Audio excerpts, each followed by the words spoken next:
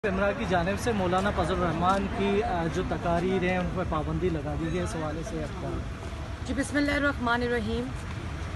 सबसे पहले तो पैमरा का मैं ख़ुद बतौर वज़ीर इंफॉर्मेशन एंड ब्रॉडकास्टिंग पैमरा की कोई शिक नहीं है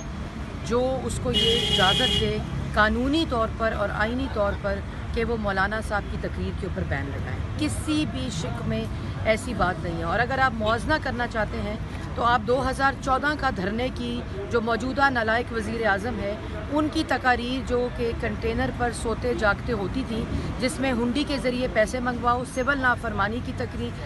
तकरीर, उसके बाद बिल जलाने की तकरीर, मुंतखब वज़ीर आज़म को गले से घसीट दो, सुप्रीम कोर्ट के ऊपर कपड़े लटकाए गए गंदे, तो वो तमाम पैमरा को उस वक़्त ये तमाम चीज़ें रोकने का कानूनी हक़ था क्योंकि रियासत के ख़िलाफ़ ये तकारीर हो रही थी। लेकिन उस वक़्त का वज़ीर आज़म नवाज़ शरीफ था, उसको वो मुंतखब था, वो सिलेक्टेड नहीं था, उसको अपने वोटर्स पे, अपने सपोर्टर पे और पाकिस्तान की आवाम पर यकीन था, इसलिए उन्होंने इनकी तकारीर भी चलने दी।